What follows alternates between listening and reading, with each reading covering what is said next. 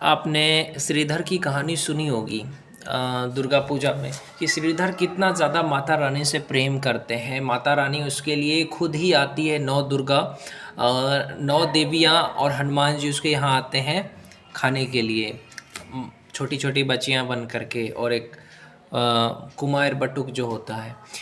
तो मैं यहाँ पे आपको एक चीज़ सीख देना चाहता हूँ कि आपका विश्वास होना चाहिए भगवान पे। और दूसरी चीज़ ये कि उसकी पत्नी से सीखिए कि अपने पति का हमेशा साथ दिया।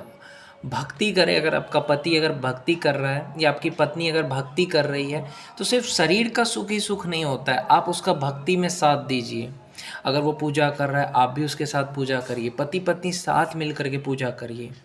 अगर पत्नी व्रत कर रही है तो आप उसका सहायता करिए, मतलब एक दूसरे का धर्म में साथ दीजिए, धर्म के रास्ते पे चलिए, ईमानदारी से कमाइए, तब जा कर के प्रेम कहलाता है।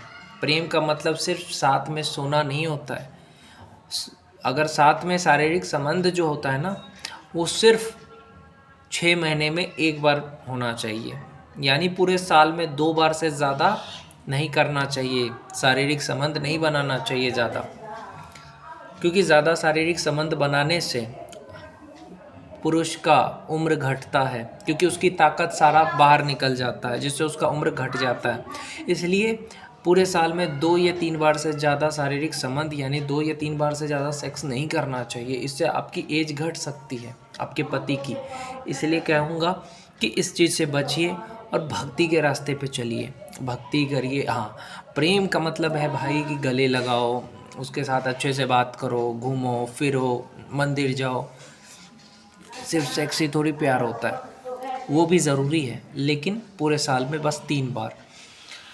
तो उस सीरियल से आपको सीखना चाहिए कि किस तरीके से श्रीधर जो थी, उसकी वाइफ ने उसको सहायता करा। उसकी वाइफ उसको हमेशा हौसला देती थी कि कोई बात नहीं, सब ठीक हो जाएगा।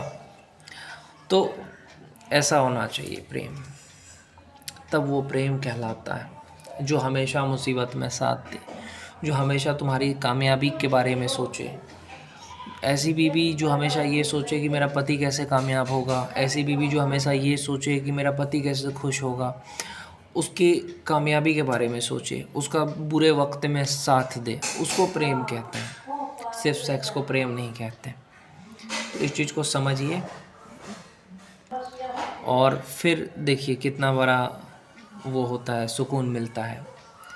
सुकून तभी मिलेगा जब आप दोनों एक साथ होंगे, एक साथ पूजा पाठ करेंगे, एक साथ मंदिर जाएंगे, एक दूसरे का साथ देंगे, एक दूसरे को समझेंगे, एक दूसरे की मजबूरी को समझेंगे। तो उसको कहते हैं साथ देना।